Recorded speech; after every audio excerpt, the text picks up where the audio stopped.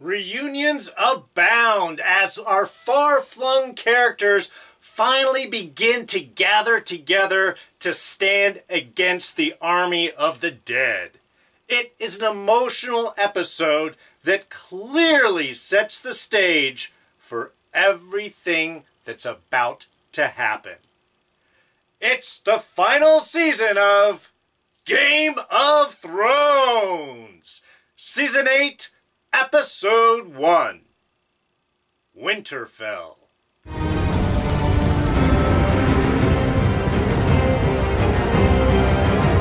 Hey everyone, D here, and welcome back! Welcome back! Yeah, it's the final season of Game of Thrones! It's exciting, it's exhilarating, and also, yes, a little bit sad that there's only 6 episodes left. Well, technically only 5, because we've already watched the first one, right? That's why we're here. So, yes, Game of Thrones, spoilers coming up, lots of talk, and also, if you're just jumping back and haven't watched any of our other recent shows, we have a brand new quick jump index system. If you look down the section below, in the description right below us, we'll have a whole little list of sort of like different chapters within this review. You can jump around, you can revisit, you can watch the review in any order you want. So, if you want, take a look down there. It's kind of fun.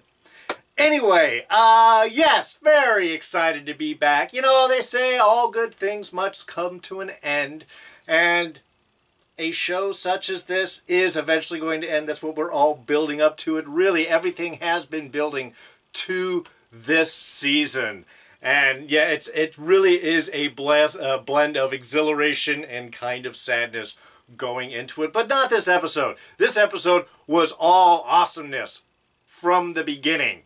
And you know, it's important. Always the first episode of the season really is sort of setting the chess pieces, you know, getting everything sort of set up in position of where we're going to go through the season. And of course, this episode is no different.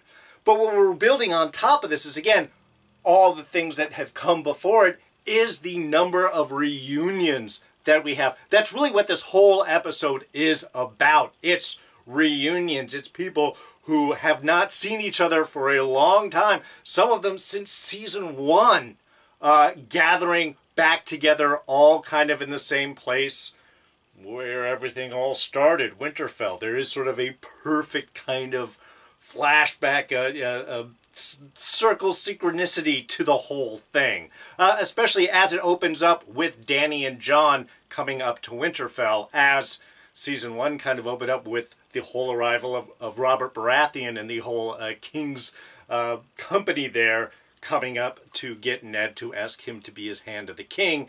Here we have Dany and Jon now all coming up in their whole massive, just massive numbers of unsullied troops, and eventually dragons showing up, which is, again, a little different than what we had before, but still that same kind of royal procession, that same kind of effect. Maybe a little differently. Northerners don't generally trust Southerners, and so you got more gathered on this one. But sort of an interesting bit in season 1, as Robert and his procession came up, we had a very young Arya running through the crowd, very excited, climbing up to see these new royal visitors. Here we have a kid kind of reliving that role as Arya herself stands by. There was that little moment of kind of smile, like, I see the excitement that's in you, kid, as he sort of ran by her. And now she's sort of blending in as part of the crowd, not really standing out as much, just observing. Which, you know, kind of gave a sort of plus and minus moment there, in the sense of it had you know, that this is the first time that she has seen Jon. This moment here, and there's almost, you want to have that recognition, but she's so much older, looking so much different, in full kind of like her own leather armor getup there. No wonder she didn't recognize, or he didn't recognize her. In fact, even as the Hound came up, also did not recognize her. So it was sort of a great little opening bit there. Again, kind of coming full circle with these 2 arrival of royal processions in season 1, episode 1, and our final season, episode 1 as well. But like I had mentioned, big difference here is the arrival of dragons, which kind of really upends the expectation. And seeing the reactions off of everyone, I think, was also very telling of who they are now. Of course, we have most of your population screaming and running and panicking. Arya herself, man, the smile that popped up on her face as they flew over. She's excited by this prospect. While her sister, Sansa, of course, not quite so excited. In fact, that look was something I could only call resolute. She wasn't scared, she wasn't concerned, she wasn't excited, but very resolute in seeing what actually is coming with this army of who Daenerys Targaryen is, what she is bringing, and sort of steeling herself for protecting the North, which is really what all the Starks are about here in many repetitions and repetitious scenes. Now, I gotta say, I did get a little distracted there. I got excited talking about the opening. Yeah! But there was an opening I didn't talk about, and that is our new intro. First time we've got something just distinctly different. We're not adding a city. We're not adding some small little thing. Everything is different from the beginning. The astrolabe that we're seeing everything through looking different. We're no longer seeing the different crests of the different animals of the different houses. Now we just see the one. Well, the one initially, which is the dragon. And then it pans down. We've got the wall broken. In fact, it looks like we're coming from the north down into the south there. Could be other way, but I believe that's how it was, because then we see the ice sort of moving down. Everything is winter now. Everything is frozen. We get to see old Hearth there, where the Umbers are living. Well, we'll get to that. And then, of course, Winterfell, and then finally King's Landing. We do get a small separation, of course, as we pass up to the astrolabe, then seeing the lion for Lannister, and of course, beheaded man. Is that a reference to Ned? I think so, as we go down to King's Landing. And that's it. No wide swath of different places, really focusing mostly on Winterfell and King's Landing. Yes, we do see the broken wall, and yes, we do see Old Hearth, but really it's these two places, which I believe we could say are going to be very central for the remainder of the season. And not just the outside, we get shots of the inside and the crypt down below Winterfell, as well as where the dragon skulls are underneath King's Landing, and we get up to the throne at the very end of King's Landing, and of course the Hearth up in Winterfell. So really kind of cool, definitely clearly separating. There is before this season and there is this season. These are two different. Everything before this has been building up to this moment, to the fall of the wall, and now, of course, the dead walking too. And now we have, basically, in this final season, we can see where all the main action's going to be. Winterfell and King's Landing. A few other places, sure, but mostly here. Oh, and I'm sorry, I was calling Old Hearth, it's Last Hearth, not Old Hearth. I had to check my notes. Come on! We're not going to see the place again, right? That poor Umber kid. Now, one thing that did strike me while watching this episode is how much story is told without dialogue, or with very minimal dialogue. I've been watching a whole lot of different shows lately, and I found it kind of, there is a crutch that writers or creators seem to fall onto, and perhaps it's a showrunner, perhaps it's a vision thing, tend to fall into, is to fill up shows with a lot of dialogue in order to explain situations, to try and add emotional moments and ups and downs, and it seems to fill time. And that's one thing we don't really see a lot of Game of Thrones. I gotta say, it was such a refreshing bit. They have done so many scenes, like I said, with very minimal dialogue. When we get back to King's Landing, and Qyburn comes up to Cersei and tells her, you know, I have horrible news. The Night King has broken through the wall, and the army of the dead is walking. And we just have Cersei just, good. and turn and walk away, and the camera shoots behind her, and we see all of Euron's fleet arriving in the bay, which we know he is coming back with the Golden Company. But it's one scene with 2 lines. Says so much. Qyburn just delivering this horrible information, and Cersei's reaction, nonplussed at all. Good. You almost are thinking they'll wipe out the enemy, they'll wipe out the Northerners, and they'll take care of Targaryen, and we can clean up the mess afterwards.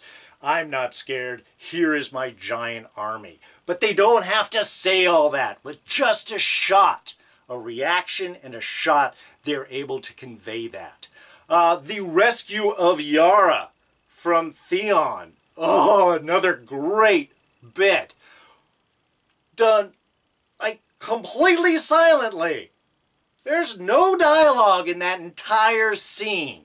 We just have the shot from the outside of the ship, then we see this couple of heads, beautifully done, scary and beautifully done. The archers walking through all ninja-ish, like ninja pirates, coming onto the ship. We have Yara's reaction as she sees the sound. We have Theon coming in. A very different looking Theon. This is a badass Theon. It's something we get to see through the following scene with him as well. Very different.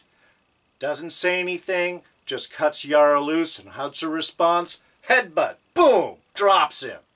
As she should. And offers the hand. What's being said there? Boom! That's for leaving me, you wanker! And then, but you've come and rescued me. Here's the hand up. Beautifully done. Nothing. Other series would have had whole discussions. I've come for you. I knew that you would. Oh, then they do the headbutt. That's for doing. You know, all of those moments, they would explain it. And they don't do it in this show. And I think that that is a testament to trusting your audience and committed storytelling. Then we also have the scene with Sam. Oh, when Dany and Jorah come in, and you get all of the different emotions happening there, because of course Dany's excited. Hey, you saved Jorah. What can I give you? I mean, this is a happy moment. And then when she finds out who his parents were, and it just, Lord Tarly and Dickon, such an unfortunate name. And just it turns, and they held so much on Sam's face. Again, not a lot of reactive dialogue, of dialogue, but just the emotion. They trust the actor to convey the emotion and tell the story right there. And they held the camera really tight. And he said everything. His reaction to his father, sad but understanding. The death of his brother, though, that's emotionally hits. That's how he can't hold on anymore. And it sets up such an interesting dynamic between Sam and Dany right there, because there's appreciation in one part, thankfulness, and then also the sort of horror, which obviously drives him out to run into Bran and then finally down into Jon right after that. But all of that being told, again, minimal amount of dialogue. Yes, things needed to be said, but they trusted emotionally that the audience would follow, that the actors would tell the story, and they did. And it's something that the show does really well. And again, having seen a lot of other stuff recently, stark contrast. That's what shows quality right there. Showing us, not telling us. You know, I think sort of helping a lot of that focused storytelling in this episode, some credit should be given to Bran, I think. First off, love the reunion between Jon and Bran. Very sweet. Again, they haven't seen each other for a long time. Almost crossed paths a couple of times north of the Wall, but that, of course, didn't happen. So it was a nice emotional reunion, and of course we're seeing the emotion from Jon, very little off of Bran. But in that scene, in that following scene where we have Sansa and Dany kind of first meeting and kind of throwing a little shade back and forth to each other, I love Bran just throwing out, "We don't have time for this.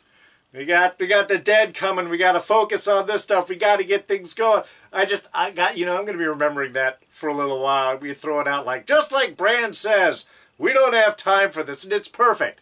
Because again, having ridiculous dialogue and overthrown moments and really stretched out stuff, it's like, we need to focus. I think it's telling everybody in Winterfell and also kind of us in the audience, like, yeah, we don't have time for this BS. We got a lot of story to tell. We only got a couple of episodes. We got to cover as much ground as we can. So, thank you, Bran, for, you know, moving things along.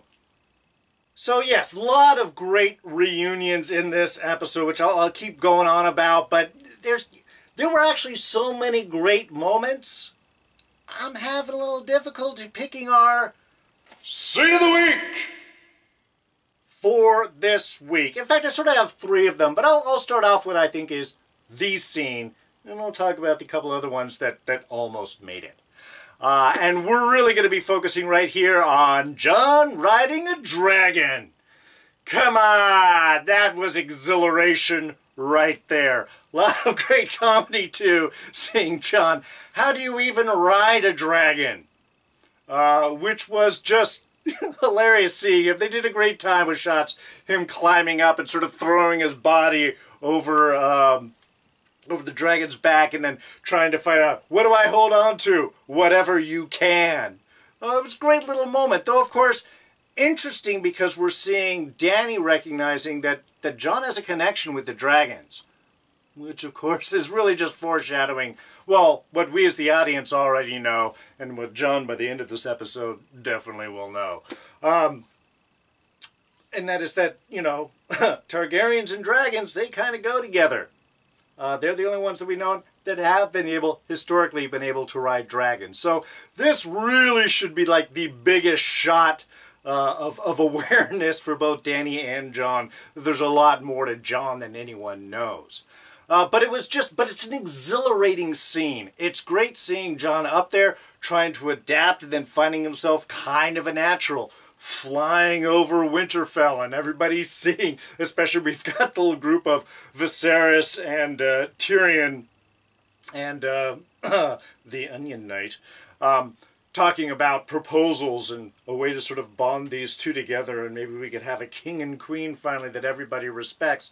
Certainly would make the North respect Dany probably a little bit more. But so as they're talking, and then of course we've got these two flying off and sort of like scaring, and it was sort of a great scene. We also again just get that great visuals of flying with dragons, shooting over the countryside when they go over that canyon and they're hitting the cliff, and then suddenly the ground just drops out underneath, and we've got Jon dropping, flying down, like almost flying off the dragon. I mean, it's a beautiful sequence. And we're seeing a greater connection here between Jon and Dany. What did Jon say to her? You've ruined horses to me forever. Yeah, I would imagine nothing quite competes with that. So, yeah, was it Drogon is the large dragon, and Rhaegalus off of, well, actually Jon's father, wouldn't that be? Because Viserion is the one who's frozen and dead now. Anyway, it was just a really cool scene, very emotional, something we've been sort of waiting to see someone other than Dany ride a dragon, and I think visually they took us on a nice trip right there. It was exhilarating and had a lot of foreshadowing important moments right there. Now, also quite emotional, to me, personally, two of my favorite characters meeting back up after a very long separation, and I believe way back in Season 1 as the last time that Arya and Jon saw each other. And now coming back together, very different people. And you can see the real connection between the two of them as Arya makes her presence known, and Jon turns around and is like, how did you sneak up with me? How did you sneak up to me? And Arya just throws back, how did you survive a knife to the heart? I didn't. It's just, really, we're seeing the honesty, the emotion, the connection between these two characters. It was just so very sweet. But not without some substance as well, because we're starting to see, again, Arya being stronger, backing Sansa up, reminding Jon that it's all about family here. You know, you're my family, she's my family. We'll remember Sansa's fighting for our family. Don't forget you're part of that too. Really very sweet, very great family gathering, but also a poignancy to it of how important family is, especially to the Starks.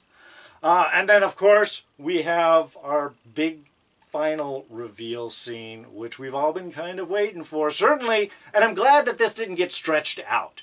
That was one concern where at the end of last season, you know, we've got Bran and Sam talking about, you know, it's like, or Bran telling Sam, Jon has to know who he is and who his family is, and then we get to this whole episode with nobody telling him.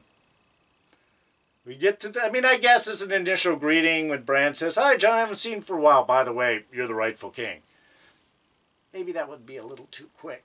So maybe they just had to wait some time. But there was something that was on my mind throughout the episode as we're having these moments, as we're having kind of the difficulties between Dany and Sansa and the kind of, you know, power plays that are moving and playing around here, why this very important news wasn't revealed.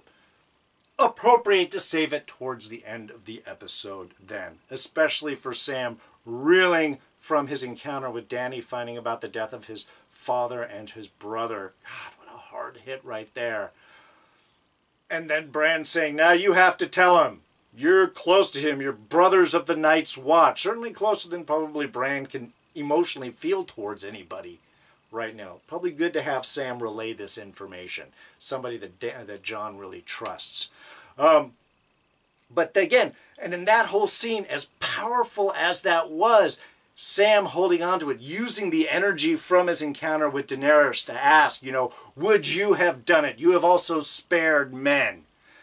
You know, you spared the wildlings, but you were a king and you always were. You are Aegon Targaryen, 6th of his name.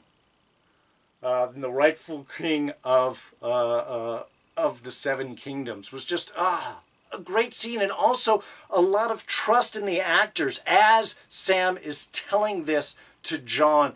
Camera all up in Jon's face, seeing that reaction, even as he sort of tries to fight back against it. Something that, again, he just rode a dragon. This has to be a revelation that makes sense to him. But fighting back about, you know, Ned, his dad, you know, was he lying to him this whole time? No, he was protecting you because Robert would have killed you as a baby if he didn't. Maybe really grasping the depth of what Ned, who he believed to be his father, had done for him, what he had sacrificed, what he had taken on in order to keep that promise to Lyanna, to his sister, was just, it's just a powerful scene. And especially Sam's little note there when he talks about, you gave up everything, you gave up your crown for the North, for the people. Would she be willing to do the same? Would Dany be willing to step away from the crowd for the greater good, for what is best for her people? And there is where we're going to find the greatest conflict between Jon and Dany going forward. Would Dany set aside? Does she have that in her to do that? And I'm not entirely sure that she does. I think she is so committed to the vision of her being queen to find out that there is a more rightful heir than her. I don't think would sit well. We're just going to bypass the whole incest thing for now. That's another complicated issue. All right, now just a couple more reunions. I know the whole episode, really, a lot of long-awaited reunions, but let me hit on a couple more kind of big ones. One, of course, is Tyrion's reunion with Sansa up there. Yeah, haven't seen each other since she took off after Joffrey's poisoning. I love that. It was a bad affair, and it had its moments. Sure, I could see that, especially in hindsight. But sort of just a great kind of little scene. Again, there is respect there, but also a bit of caution. I loved how Tyrion kind of made the comment about Sansa being, a lot of people have underestimated her, and most of them are dead. So she is quite a survivor. A little sign of respect. But on the other hand, a little taken down of Tyrion. He is so committed, so believed that Cersei is in fact setting up the Lannister army. We're seeing Sansa, again, smart here, knowing who Cersei is, and her comment back, not believing the Lannister army is coming at all, and surprised that Tyrion expects that. Just because she believed that he could be taken over. The line that she uses, used to be I always thought you were the smartest person I ever met. That you were the smartest person in the world. And just walks away. I mean, talk about a mic drop. Like, oh, you're expecting your sister's going to send an army, huh? I thought you were the smart one. No, no, no. And just mic drop and leave. Beautifully done. And very interesting that Arya uses the same line to Jon about Sansa not too long afterwards in their big reunion. It says that when Jon's saying that Sansa thinks that she's smarter than everyone else, and Arya's right there with her, just, she's the smartest person I've ever met. Again, very similar line that Sansa had said to Tyrion. Is that indicating possibly a fall for Sansa? Is this an ironic thing, or is this really kind of a passing of the torch? Is that Sansa at this point, her very dark experiences has taught her a lot, and she is very smart in applying that knowledge, which is why she is so defensive of her family and so hesitant to trust outsiders, especially this Dragon Queen. We also had Arya and the Hound meeting back up. Nice little tense-filled moment. Was curious how that was going to go. Not that I expected the Hound to try and give Arya a hug or anything like that, or vice versa. But I just love the kind of animosity to the throwing at each other, but also kind of poking as signs of respect. At least that seems how the Hound left it. Again, not the same man that he was before. But see, you're a cold bitch, aren't you? That's probably why you're still alive. And walks up. Maybe that's the nicest thing the Hound can say about someone.